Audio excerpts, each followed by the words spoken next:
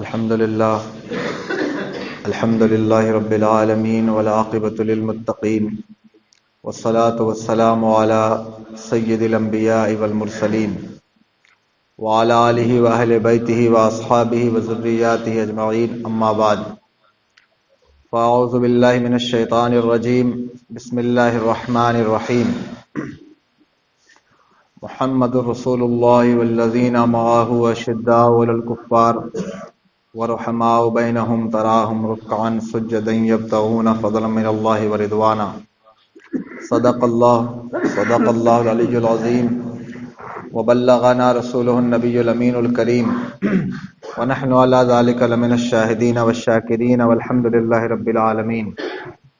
وقال الله تبارك وتعالى في شان حبيبه الكريم إن الله وملائكته يصلون على النبي يا أيها الذين آمنوا صلوا عليه وسلموا تسليما. الله رب محمد صلى الله عليه وسلم نحن عباد محمد صلى الله عليه وسلم صلاة وسلام عليك يا رسول الله صلى الله تعالى عليه وآله وسلم. محترم علماء کرام، طالبان علوم نبوت، سامعین و حاضرین، السلام علیکم ورحمۃ اللہ تعالی وبرکاتہ. اللہ رب العزت کا فضل ہے، اس کی دی ہوئی توفیق سے ہم اور آپ آج کی اس مبارک محفل میں اور یومۃ الجمعہ کے اندر اللہ کے گھر میں عبادت کی غرض سے حاضر ہیں. اللہ تبارک و تعالی ہم سب کی حاضری اور عبادات کو قبول فرمائے. آج سے 2 دن پہلے اصدق الصادقین، سید المتقین، افضل البشر بعد الانبیاء بالتحقیق، یار غار مصطفیٰ حضرت جناب سیدنا ابو بکر صدیق رضی اللہ تعالیٰ عنہ کی تاریخ گزری، جس موقع پر ایک خطاب ہونا چاہیے تھا لیکن نہیں ہو سکا، میں باہر تھا. سو آج میری تقریر کا عنوان خلیفۃ الرسول، خلیفہ اول حضرت سیدنا ابو بکر صدیق رضی اللہ تعالیٰ عنہ کی ذات والا صفات ہے. میں ان کی زندگی اور ان کے احوال کے بارے میں جو مجھ سے ہو سکے گا انشاءاللہ تبارک و تعالیٰ تھوڑی دیر کچھ گفتگو کروں گا. میرے امام فرماتے ہیں ذرے جھڑ کر تیری پہزاروں کے تاج سر بنتے ہیں سیاروں کے، مجرموں چشم تبسم رکھو پھول بن جاتے ہیں انگاروں کے. اور عدل و صدق و عدل و کرم و ہمت میں 4 سو شہرے ہیں ان چاروں کے، اور جان و دل تیرے قدم پر وارے کیا نصیبیں ہیں تیرے یاروں کے. اور امام فرماتے ہیں کہ اصدق الصادقین سید المتقی، چشم و گوش وزارت پہ لاکھوں سلام. دنیا کے اندر 2 حکومتیں ہیں موجودہ دور کے اندر. 2 حکومتیں ایسی ہیں جو چاہتی ہیں کہ مسلمان آپس میں لڑتے اور جھگڑتے رہیں. اور وہ کون ہے؟ ایک حکومت کا نام ایران ہے اور ایک حکومت کا نام سعودیہ عربیہ ہے. ایک وہ حکومت ہے جو اہل بیت کی محبت اور تعظیم کی منکر ہے، اور ایک وہ حکومت ہے جو صحابہ کی تعظیم اور عزت کی منکر ہے. منکر سے مراد یہ کہ وہ شوشے ایسے چھوڑتے رہتے ہیں درمیان میں کہ یہ دونوں چیزیں کبھی مسلمانوں کے دل میں اکٹھا جمع نہ ہو سکیں. کیوں؟ اس وجہ سے کہ وہ جانتے ہیں کہ حضور نے ارشاد فرمایا کہ میری اہل بیت حضرت نوح علیہ السلام کے سفینے کی مثل ہے اور میرے صحابہ آسمان کے ستاروں کے مانند ہیں. اگر یہ دونوں چیزیں یکجا جمع ہو جائیں گی اور دونوں چیزیں مسلمانوں کو میسر ہو جائیں گی تو یہ دنیا اور آخرت کے اس بھنور کو، اس سمندر کو پار کر جائیں گے. اس لیے وہ چاہتے ہیں کہ ہمیشہ مسلمانوں کے دلوں میں کبھی صحابہ کی توہین کے نام پر، کبھی اہل بیت کی توہین کے نام پر ایسا بیج بویا جاتا رہے کہ جس سے مسلمانوں کا ایک طبقہ ہمیشہ صحابہ کی برائی بیان کرے اور ایک طبقہ ہمیشہ اہل بیت کے خلاف کھڑا رہے. اور یہ بیج آج کا نہیں ہے، یہ آج سے 1200 سال 1300 سال پہلے، بلکہ میں اور پہلے چلا جاؤں، یعنی 1350 سال پہلے یا خلافت راشدہ کے اختتام سے آپ اس کو شروع کریں تو یہ بیج یہودیوں اور نصرانیوں کا بویا ہوا ہے کہ کسی طرح سے ان کے اندر صحابہ اور اہل بیت کے درمیان تنازع پیدا کر کے ان کو اختلاف کا شکار بنایا۔ یہ چاہتے یہ ہیں کہ کسی طرح سے ان کے درمیان نفرتیں پیدا کی جائیں اور نفرت ہو جائے تاکہ مسلمان کبھی بھی ایک پلیٹ فارم پہ جمع نہ ہو سکیں۔ کیوں؟ کیونکہ جب ان کے دل میں اہل بیت کی محبت ہوگی، صحابہ کی تعظیم ہوگی، تو پھر ان کو کامیاب ہونے سے کوئی روک نہیں سکتا ہے، کیونکہ یہ مکمل تاریخ کے آئینے میں سفر کریں گے، مکمل تاریخ کی روشنی میں سفر کریں گے۔ اس لیے تاریخ کو ہی بدل دیا جائے، تاریخ میں ہی کچھ گڈمٹ کر دی جائے تاکہ یہ کبھی بھی اپنے اسلاف کے مقدس اور پاکیزہ کردار کو جھانک نہ سکیں، انہیں دیکھ نہ سکیں۔ اس لیے دنیا کی بہت بڑی بڑی قومیں اس بات کے لیے لگی ہوئی ہیں، لیکن چند بےہودہ اور بغیرت مسلمان نوجوان اوباش قسم کے، جنہوں نے نہ حضور کی سیرت کو پڑھا ہے، نہ صحابہ کی سیرت کو پڑھا ہے، اور نہ جنہیں حدیث کا علم ہے، نہ قرآن کا علم ہے، وہ موبائل دیکھ کر کے بعض اوقات کسی پیر کے مرید ہو گئے، نام صابر پاک کا لیں گے اور برائی صحابہ کی کریں گے، نام وارث پاک کا لیں گے اور بغض صحابہ کا پیدا کریں گے۔ یعنی چند ٹٹپچیے جن کو کہا جائے کہ قوم کے لچے اور لفنگے قسم کے نوجوان ہیں، آپ دیکھیے سوشل میڈیا کے اوپر بیٹھے ہیں، ایسے ایسے پیروں کو میں نے دیکھا جنہیں لنگی باندھنے کا طریقہ نہیں ہے، اور وہ سیدنا صدیق اکبر رضی اللہ تعالیٰ عنہ کی خلافت پر بات کر رہے ہیں، اور ان کو یہ خلج ہے کہ کیسے یہ پہلے خلیفہ بن گئے۔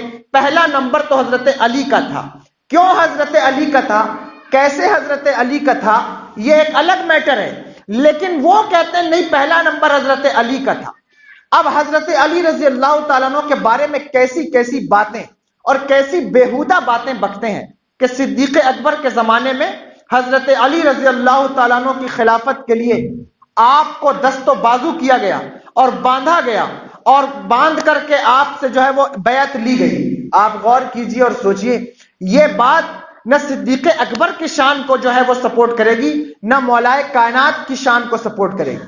وہ فاتح خیبر، وہ علی مرتضی، جس کے بارے میں یہ مقولہ مشہور ہے کہ لا فتح الا علی، لا سیف الا ذوالفقار، شاہ مردہ شیر یزداں، قوت پروردگار، اس علی کے بارے میں کہتے ہیں کہ اس سے زبردستی بیعت لی گئی۔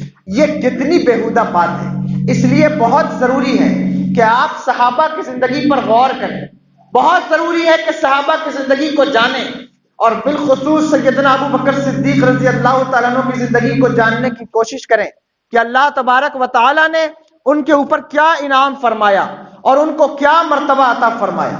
اللہ تبارک و تعالیٰ نے اگر وہ پہلے خلیفہ بنے تو کس بنیاد پر بنے، ان کی قربانیاں کیا ہیں، ان کی محنت کیا ہے، ان کی جد و جہد کیا ہے۔ یاد رکھیے، اصحاب رسول صلی اللہ تعالیٰ علیہ وآلہ وسلم میں 4 ایسے لوگ ہیں جنہوں نے حضور سرور دو عالم صلی اللہ تعالیٰ علیہ وآلہ وسلم کو اعلان نبوت سے پہلے بہت قریب سے دیکھا، سب سے زیادہ قریب سے دیکھا۔ اس میں پہلی شخصیت حضرت ابو بکر صدیق رضی اللہ تعالیٰ عنہ کی ہے، حضرت علی رضی اللہ تعالیٰ عنہ کی بھی ہے، حضرت خدیجۃ الکبریٰ رضی اللہ تعالیٰ عنہ ہے، حضرت زید رضی اللہ تعالیٰ عنہ۔ یہ 4 ایسے لوگ ہیں، چونکہ میرا موضوع یہ 4 نہیں ہے اس وقت، ورنہ میں بتاتا کہ انہوں نے کس اینگل سے حضور کو دیکھا۔ میرے آقا سرور دو عالم صلی اللہ تعالیٰ علیہ وآلہ وسلم کی ولادت کے 2.5 سال کے بعد، یعنی 2 سال 6 مہینے کے بعد، سیدنا ابو بکر صدیق رضی اللہ تعالیٰ عنہ مکے کی سرزمین پر پیدا ہوئے۔ آپ کا نام ابو بکر نہیں ہے، آپ کا نام عبداللہ ہے، اور آپ کے والد کا نام ابو قحافہ نہیں ہے، بلکہ آپ کے والد کا نام عثمان ہے۔ تو آپ کا نام عبداللہ ابن عثمان ہے، آپ کے والد کی کنیت ابو قحافہ ہے یا ابو قحافہ ہے، دونوں لفظ استعمال کیے جاتے ہیں، اور آپ کا نام عبداللہ ہے۔ ابو بکر آپ کا لقب ہے، صدیق آپ کا لقب ہے، عتیق آپ کا لقب ہے۔ عتیق آپ کو اس وقت حضور نے لقب دیا جب حضرت بلال حبشی رضی اللہ تعالیٰ عنہ کے اوپر امیہ ابن خلف اتنی زیادتی اور ظلم کرتا کہ آپ کو تپتی ہوئی ریگستان پر لٹا کر کے پیٹھ اور سینے پر پتھر رکھ دیتا اور کہتا کہ کہو کہ میں لات اور عزا کو معبود مانوں، تو حضرت بلال کہتے نہیں نہیں، میں اللہ کے سوا کسی کو معبود نہیں مان سکتا، وہی میرا معبود ہے، وہی معبود حقیقی ہے، اور عہد عہد کے نعرے بلند کرتے، اتنی اذیت دیتا۔ میرے آقا نے ارشاد فرمایا تھا کون ہے جو بلال کو چھڑا کر کے لائے گا؟ بہت ساری روایتیں منقول ہیں لیکن میں ان روایتوں کی طرف نہیں جاتا۔ حضرت سیدنا ابو بکر صدیق رضی اللہ تعالیٰ عنہ امیہ بن خلف کے پاس پہنچے اور کہنے لگے امیہ تو بلال کو کتنے پیسے میں بیچے گا؟ امیہ نے کہا تو کتنا پیسہ دے گا؟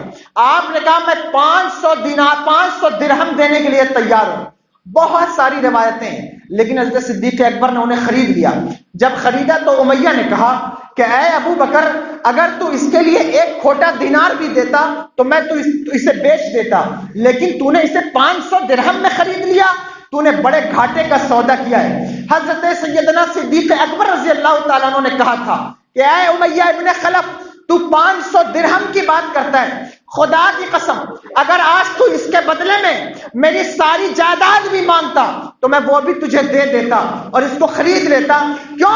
کیونکہ اس کو میں نے نہیں خریدا ہے، اس کو خرید کر میں نے اصل میں اللہ کی رضا حاصل کر لی ہے، اس کو خرید کر میں نے مصطفیٰ جان رحمت کی رضا حاصل کر لی۔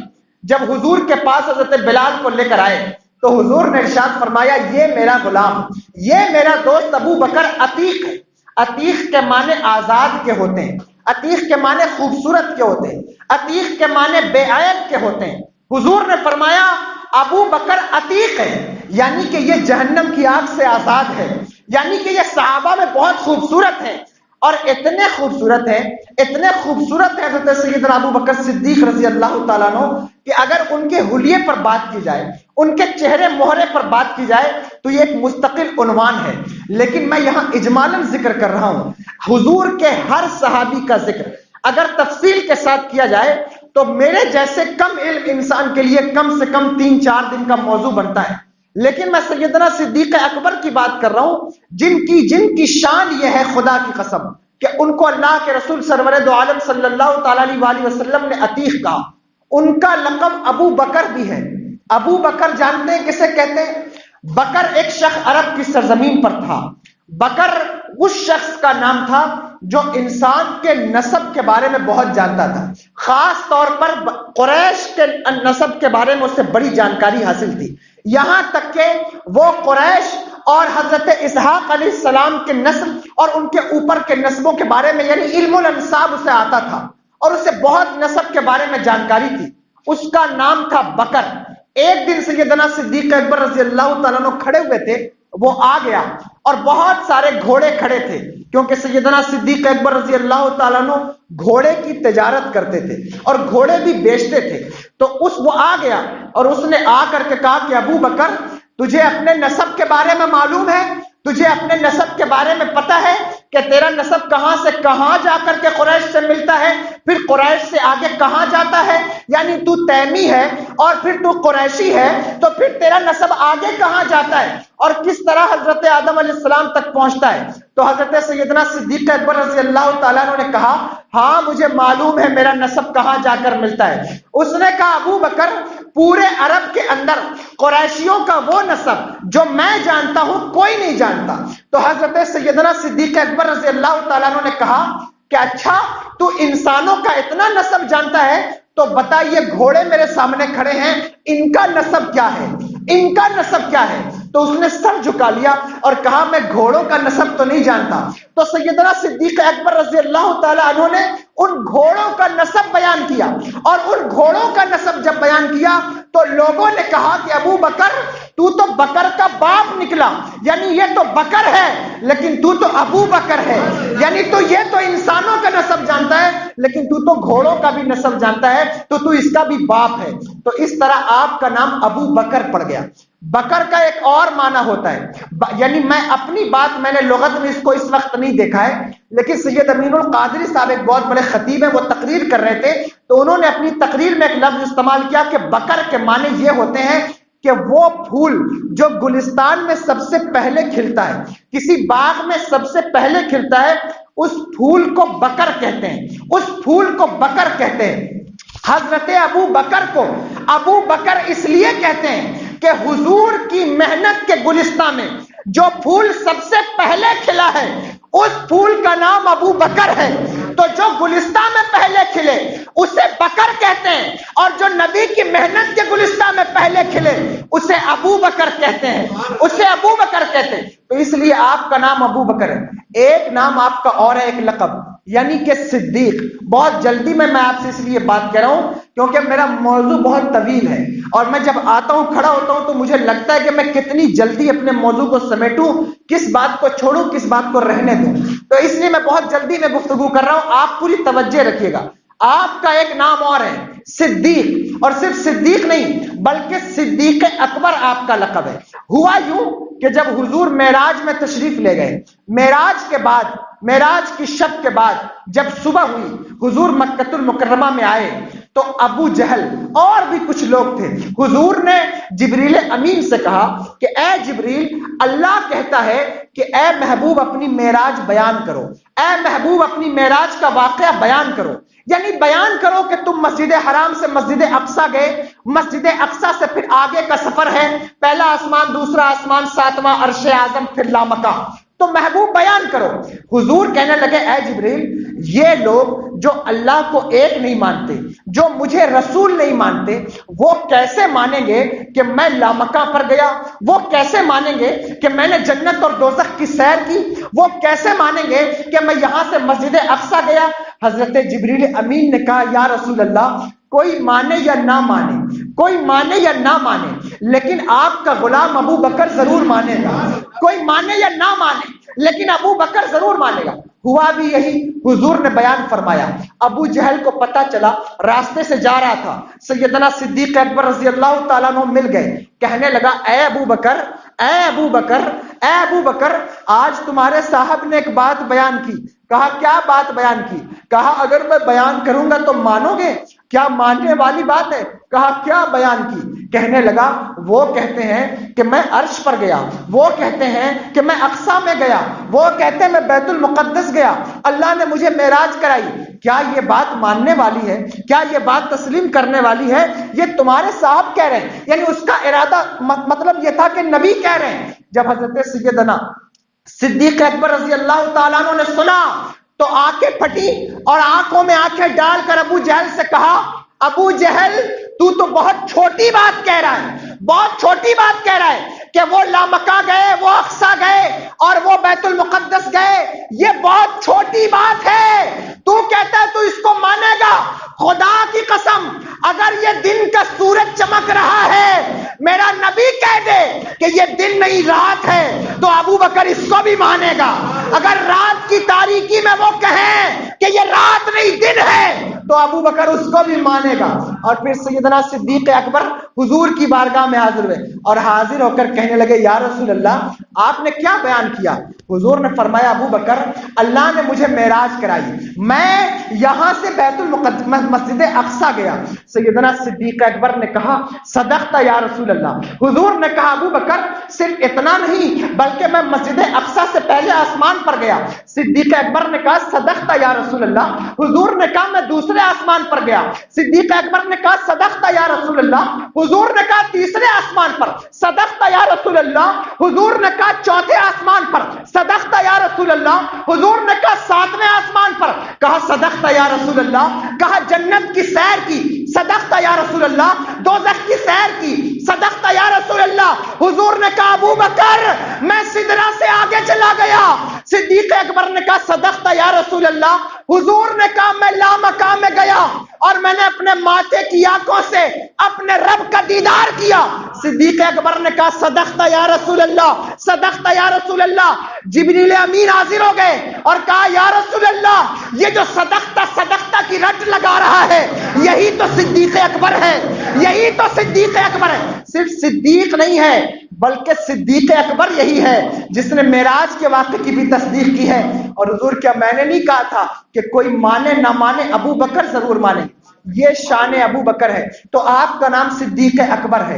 حضور کی پیدائش کے 2.5 سال کے بعد آپ مکہ المکرمہ میں پیدا ہوئے، آپ کے والد کا نام حضرت ابو قحافہ آپ کی کنیت ہے اور آپ کا نام حضرت عثمان ہے، آپ کی والدہ کا نام ام الخیر ہے، آپ کی ایک بہت مشہور بہن جن سے اکثر مرویات حدیث پاک کے اندر آپ کو ملیں گی حضرت اسما بنت ابو بکر رضی اللہ تعالی عنہا ہے، اور آپ کی مشہور بیٹی اور حضور سرور دو عالم صلی اللہ تعالی علیہ وآلہ وسلم کی زوجہ حضرت سیدہ عائشہ ام المومنین حضرت عائشہ صدیقہ رضی اللہ تعالی عنہا ہے۔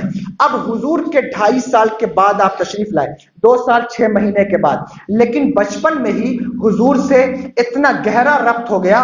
اس بات کو جو میں بیان کر رہا ہوں یاد رکھیے گا کہ میں حضرت ابو بکر کے ایمان کا واقعہ میں آگے وہ بھی بیان کروں گا، کسی بھی مورخ نے یا ہر مورخ نے اگر بات کی جائے، میں نے اپنی آنکھوں سے دیکھا، یعنی آپ جتنے مورخ اٹھا لیں لوگ بات کرتے ہیں اس پر اپنے اپنے انداز سے، لیکن خدا کی قسم چاہے وہ اسیر ابن کامل اسد الغابہ ہو، ابن حشام ہو، طبقات ابن سعد ہو، تاریخ ابن خلدون ہو، یا البدایہ والنہایہ ہو، حافظ ابن کثیر ہو، یہ علماء بیٹھے، اس لیے میں یہ بات کہہ رہا ہوں کہ سب نے صدیق اکبر رضی اللہ تعالیٰ عنہ کے بچپن کی دوستی کو حضور سے ثابت کیا ہے کہ بچپن میں ہی وہ حضور کے ساتھ رہتے تھے، بلکہ جناب ابو طالب جس قافلے میں تشریف لے گئے حضور کے ساتھ، اس قافلے میں بھی صدیق اکبر موجود تھے، جس میں راستے میں حضور واپس آ گئے، اس قافلے کا ذکر بھی کرتے ہوئے ابن شام کہتے ہیں کہ وہ بھی ہوتے تھے، صدیق اکبر بھی حضور کے ساتھ تھے۔ بچپن سے ہی ایک گہرا ربط تھا، بچپن سے ہی حضور کی صحبت مل گئی، اور جس کو حضور کی صحبت مل جائے، آج لوگ بات کرتے ہیں کہ صدیق اکبر کے بارے میں تم کہتے ہو کہ وہ بتوں کی پوجا نہیں کرتے تھے، وہ شراب نہیں پیتے تھے، وہ زنا نہیں کرتے تھے، ایسا کیسے ہو سکتا ہے؟ تاریخ اٹھا کر دیکھو، خدا کی قسم سیدنا صدیق اکبر ایمان لانے سے پہلے بھی شراب کبھی نہیں پیتے تھے، زنا کے قریب نہیں گئے، بتوں کی پوجا نہیں کرتے، بلکہ آپ کے والد ابو قحافہ ایک مرتبہ آپ کو بت خانے میں لے کر کے گئے اور سب سے بڑے بت کے سامنے کھڑا کر دیا اور کھڑا کر کے کہا کہ یہ تمہارا بڑا خدا ہے، تو صدیق اکبر نے کہا کہ اگر یہ میرا خدا ہے تو مجھے بھوک لگی ہے، مجھے کھانا دے، اگر یہ میرا بڑا خدا ہے تو مجھے کپڑے کی ضرورت ہے، مجھے کپڑا دے۔ اب وہ بت کیسے کپڑا دیتا؟ تو آپ نے ایک پتھر اٹھایا اور سنت خلیلی ادا کرتے ہوئے اس بت پر وہ پتھر چلایا، جس سے بت گر پڑا۔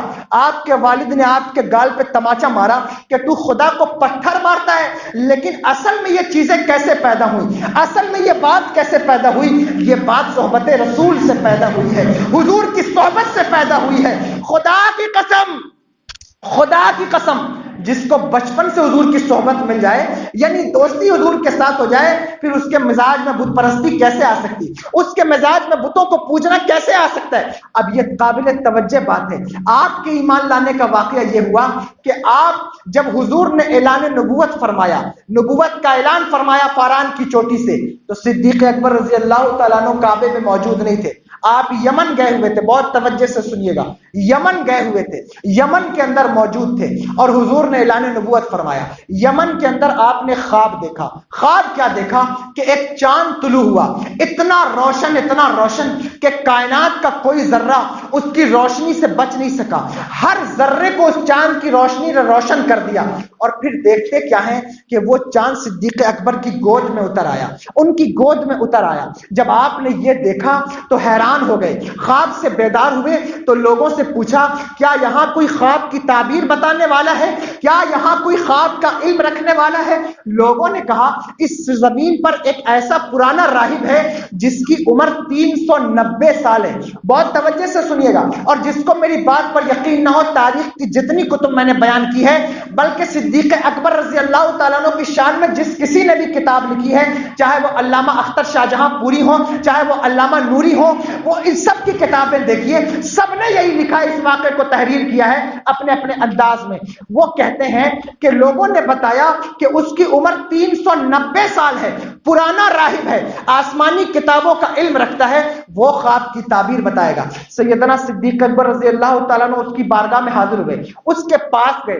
جب گئے تو وہ اتنا ضعیف تھا کہ اپنی آنکھوں کی پلکوں کو اٹھا کر کے لوگوں کو دیکھتا تھا، یعنی خود سے پلکیں نہیں اٹھا پاتا تھا، ہاتھ سے پکڑ کے پلک اٹھاتا تھا اور پھر دیکھتا تھا۔ جب صدیق اکبر کو اس نے دیکھا تو دیکھتے ہی کہا کیا تم مکے سے آئے ہو؟ صدیق اکبر نے کہا ہاں ہم مکے سے آئے ہیں۔ کہا کیا تمہارا تعلق بنی قریش سے ہے، قبیلہ قریش سے ہے؟ کہا ہاں ہاں میرا تعلق قبیلہ قریش سے ہے۔ کہا کیا تم بنو تیم سے ہو؟ کہا ہاں میں تیمی ہوں۔ کہا اچھا تو اب ساری نشانیاں تو واضح ہو گئی، ایک آخری نشانی بھی مجھے دکھا دے، ایک آخری نشانی بھی مجھے دکھا دے۔ صدیق اکبر نے کہا وہ کون سی نشانی ہے؟ کہا اگر تو اجازت دے اور اپنا ایبا اٹھائے تو میں تیرے ناف کے اوپر ایک تل دیکھنا چاہتا ہوں، ایک تل دیکھنا چاہتا ہوں۔ حضرت صدیق اکبر کہتے ہیں اس تل کو دیکھنے سے کیا ہوگا، میری ناف پر تو کوئی تل نہیں ہے، یعنی ان کو خود نہیں پتا تھا کہ ان کی ناف پر ایک تل ہے، لیکن جب آپ نے ایبا اٹھایا تو آپ کی ناف پہ وہ تل موجود تھا۔ اس نے کہا اے شخص تو کیا کسی خواب کی تعبیر پوچھنے آیا ہے؟ کہنے لگے ہاں میں خواب کی تعبیر پوچھنے آیا ہوں۔ کہا سن میں تیرا خواب بھی بتاتا ہوں اور خواب کی تعبیر بھی بتاتا ہوں۔ صدیق اکبر حیران رہ گئے۔ کہا تجھے میرا خواب کیسے معلوم ہے؟ کہا جب مجھے تیرے پیٹ کا تل معلوم ہے تو پھر تیرے رات کا خواب کیسے معلوم نہیں ہوگا؟ کہا بتا میں نے کیا خواب دیکھا؟ کہا کیا تو نے یہ خواب نہیں دیکھا کہ ایک چاند آسمان پر طلوع ہوا جس کی روشنی سارے کائنات پر پھیل گئی اور وہ چاند تیری گود میں اتر آیا؟ صدیق اکبر کی آنکھیں پھٹی رہ گئی اور آپ نے کہا ہاں میں نے خواب تو یہی دیکھا۔ کہا جاننا چاہتا اس کی تعبیر کیا ہے؟ کہا وہی تو جاننے کے لیے آیا ہوں۔ کہا اس کی تعبیر یہ ہے کہ عرب کی سرزمین پر ایک آخری نبی کا ظہور ہونے والا ہے، آخری نبی کی اعلان نبوت ہونے والا ہے اور وہ اعلان نبوت فرمائے گا اس کی نبوت کے نور سے، اس کے چہروں کے نور سے، اس کے کردار اور اس کی شریعت کا نور زمین کے کسی ذرے کو باقی نہیں رکھے گا، ہر ذرے میں اس کی نور اور اس کی شریعت کے چاند کا نور اترے گا اور وہ چاند ایک دن تیرے گود میں اتر جائے گا، ایک دن تیری گود میں سر رکھ کے سوئے گا۔ یہی تیرے خواب کی تعبیر ہے۔ سیدنا صدیق اکبر رضی اللہ تعالیٰ عنہ نے سنا تو حیران رہ گئے کہ عرب کی سرزمین پر جہاں لوگ ماں کے ساتھ زنا کرتے ہیں کون نبی پیدا ہوگا؟ عرب کی سرزمین پر جہاں لوگوں کو نمک اور کافور کا فرق پتہ نہیں کون نبی پیدا ہوگا؟ عرب کی سرزمین پر جہاں جو ہے وہ ماں کو باپ کی وراثت میں بیٹے قبول کر لیتے ہیں وہاں کون نبی پیدا ہوگا؟ وہ ننگے ہو کر خانہ کعبہ کا طواف کرنے والی قوم کے اندر کون نبی پیدا ہوگا؟ اور دل میں خیال آتا کہ کون نبوت کا دعویٰ کر سکتا ہے، لیکن آپ وہاں سے چلنے لگے تو اس راہب نے کہا سنو حق کو قبول کرنے میں دیر مت کرنا، حق کو قبول کرنے میں دیر مت لگانا، اور سنو اس خاتم النبیین کی بارگاہ تک میں تو نہیں جا سکتا، میری عمر 390 سال ہے، میں نہیں پہنچ سکتا، لیکن اس نبی کی شان میں نے کچھ نعتیں لکھی ہیں، اس نبی کے شان میں نے میری کچھ ابیات ہیں، اس یہ چمڑے پر میں نے لکھی ہے، یہ لے جاؤ اور اس خاتم النبیین کی بارگاہ میں پیش کر دینا۔ سیدنا صدیق اکبر رضی اللہ تعالیٰ عنہ نے وہ جو ہے وہ چمڑے کی ابیات لے لی اور لے کر کے وہاں سے بڑھے۔ راستے بھر سوچتے رہے، راستے بھر ذہن میں خیال رہا کہ کون ہو سکتا ہے جو عرب کی سرزمین پر نبوت کا دعویٰ کرے۔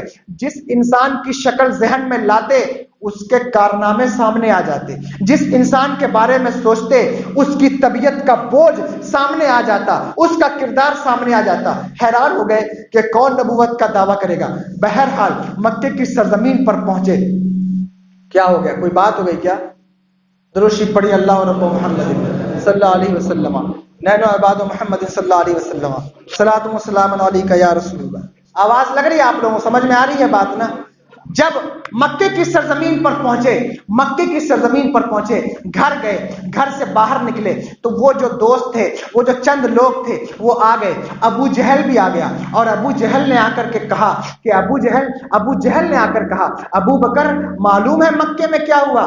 معلوم ہے مکے میں کیا ہوا؟ کیونکہ جو لوگ اپنے مسلک کے جو ہے وہ اس کے باطل ہونے کا یقین رکھتے ہیں، جن کو معلوم ہوتا ہے نا کہ ہم جو ہے وہ بطلان پہ کھڑے ہیں، تو ان کی سب سے زیادہ ضرورت امیر لوگ ہوتے ہیں۔ چونکہ صدیق اکبر رضی اللہ تعالیٰ عنہ بہت امیر و کبیر تھے، بہت بڑے تاجر تھے، تو ابو جہل کو لگتا تھا، ابو جہل اینڈ کمپنی کو لگتا تھا کہ کسی طرح سے ان کو ہاتھ میں لے لیا جائے، کہیں ایسا نہ ہو کہ یہ بھی ان کا کلمہ پڑھنے لگ جائے۔ تو یاد رکھیے گا، جو انسان اپنے موقف میں کمزور ہوتا ہے اور جو باطل ہوتا ہے اسے سب سے زیادہ طاقتور لوگوں کی ضرورت ہوتی ہے، اسے جو ہے وہ حکومت کی ضرورت ہوتی ہے، اسے جو ہے وہ پیسے کی ضرورت ہوتی ہے، اسے جو ہے وہ امیر و کبیر لوگوں کی ضرورت ہوتی ہے۔ یعنی ہر غلط مذہب کو، ہر غلط مسلک کو یہ اس کا ارادہ ہوتا ہے اس کے ماننے والوں کا کہ پیسے والے ہمارے قریب رہیں، طاقت والے ہمارے قریب رہیں۔ یہی وجہ ہے کہ آج آپ دیکھیے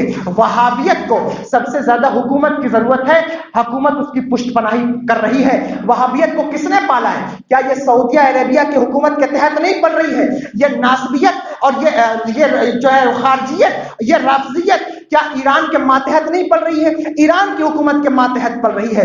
آپ تاریخ اٹھا کر دیکھ لیں، چاہے وہ خلق قرآن کا فتنہ رہا ہو، بادشاہوں کے ماتحت پرورش پاتا رہا ہے، چاہے وہ فتنہ معتزلہ رہا ہو، بادشاہوں کے ماتحت پرورش پاتا رہا ہے، چاہے وہ دین الہی ہو، چاہے وہ ذل الہی کا مسلک ہو، بادشاہوں کے ماتحت پرورش پاتا رہا ہے۔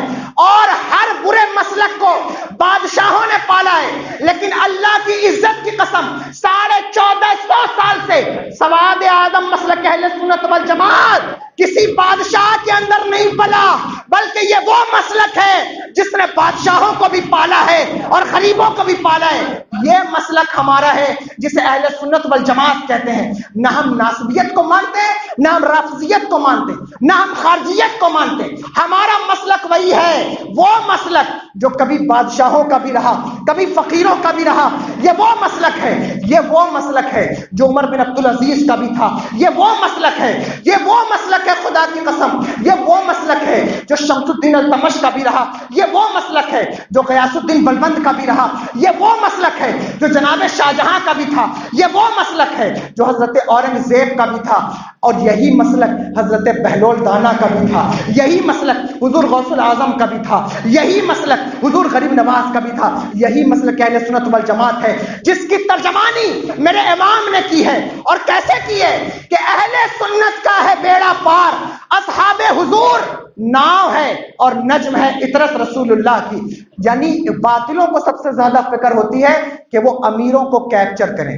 ابو جہل نے بھی کیپچر کرنا چاہا کہ کیپچر کر لے۔ بس آخری بات بیان کر رہا ہوں، توجہ سے سنیے گا۔ چاہتا تھا ابو بکر کو کیپچر کر لے۔ حضرت ابو بکر نے سنا کہ نبوت کا اعلان ہوا تو کہا کس نے نبوت کا اعلان کیا؟ کہا وہ جو تمہارے دوست ہیں انہوں نے نبوت کا اعلان کیا، یعنی محمد نے نبوت کا اعلان کیا صلی اللہ تعالی علیہ وآلہ وسلم۔ جب سیدنا صدیق اکبر رضی اللہ تعالیٰ عنہ نے سنا تو ذہن میں فوراً خیال پیدا ہوا کہ ہاں، اگر عرب کی سرزمین پر کوئی نبی ہونے کا دعویٰ کر سکتا ہے، اگر اللہ نے کسی کو شکل دی ہے نبی ہونے کی، تو وہ محمد کے علاوہ کسی اور کو شکل نہیں ملی۔ وہ انہی کی صورت ہے جو نبوت کا دعویٰ کر سکتی ہے۔ اور پھر سب کو ہٹایا، جلدی جلدی کنارے کیا اور حضور کی بارگاہ میں حاضر ہوئے، اور حاضر ہو کر کے کہا، چونکہ ابھی ایمان نہیں لائے تھے، تو کہا اے محمد صلی اللہ تعالیٰ علیہ وسلم، کیا آپ نے نبوت کا دعویٰ کیا ہے؟ کیا آپ نے نبوت کا اعلان کیا ہے؟ حضور نے کہا ہاں ابو بکر، میں نے نبوت کا اعلان کیا ہے، مجھے اللہ نے نبی بنایا ہے، مجھے اللہ نے دلیل دی ہے، مجھے اللہ نے نشانیاں دی ہیں۔ سیدنا صدیق اکبر رضی اللہ تعالیٰ دوزانو بیٹھ گئے اور کہتے ہیں کہ اے محمد صلی اللہ تعالیٰ علیہ وسلم،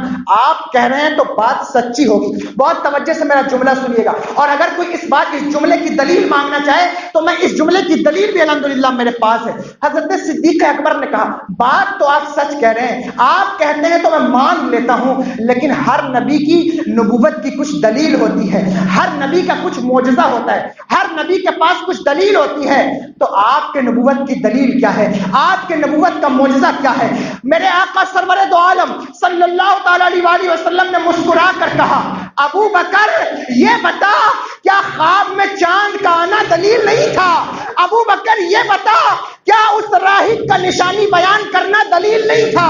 کیا اس راہب نے نہیں کہا کہ حق کو قبول کرنے میں دیر نہ کرنا؟ سیدنا صدیق اکبر کی آنکھیں کھلی رہ گئی، آنکھیں کھلی رہ گئی، حیران رہ گئے، اور پھر میرے آقا نے ارشاد فرمایا اے ابو بکر، اگر اتنی دلیل بھی تیرے لیے کافی نہیں ہے تو وہ ابیات تو تیرے ہاتھوں میں لکھی ہوئی ہے، وہ چمڑے کی ابیات تو تیرے پاس موجود ہے، وہ ابیات ہی پڑھ لے، کیا وہ میرے نبوت کی دلیل نہیں ہے؟ سیدنا صدیق اکبر نے متاع زندگی لٹائی اور کہا صدقت یا رسول اللہ، اشہد ان لا الہ الا اللہ واشہد ان محمدن عبدہ ورسولہ، یہ تو تھا آپ کے ایمان لانے کا واقعہ، لیکن بیان جو کرنا چاہتا تھا وہاں تک میں پہنچ ہی نہیں سکا، میرا وقت بھی ہو گیا، میں بیان نہیں کر سکا۔ لیکن آج معذرت کے ساتھ میں 2-3 منٹ ایکسٹرا لے کے آپ سے یہ بات کروں گا کہ حضرت ابو بکر کی شان میں جو لوگ بھونک رہے ہیں ان سے پوچھئے کہ آج تقریر کرنے کا ہنر اللہ نے دے دیا تو صدیق اکبر پر بھونکنے لگے، اور تقریر کرنے کا ہنر دے دیا تو یوٹیوب پر آ کر بھونکنے لگے۔ تمہیں معلوم ہے امت کے پہلے خطیب کا نام ابو بکر ہے۔ خدا کی قسم جب تک کہ خانہ کعبہ کے اندر اسلام کا اعلان نہیں ہوا تھا، کھل کر کے کسی نے اعلان نہیں کیا تھا، صدیق اکبر نے کہا تھا یا رسول اللہ آج میں خانہ کعبہ کے اندر اسلام پر بات کروں گا۔ حضور کو لے کر کے آئے اور حضور کی کمر اقدس کو خانہ کعبہ کی دیوار سے لگا دیا، اور صدیق اکبر نے تقریر کی۔ اور اگر میرے پاس وقت ہوتا تو میں تقریر کے ایک جملے پر بات کرتا۔ حضرت سیدنا صدیق اکبر امت کے پہلے خطیب کا نام ہے۔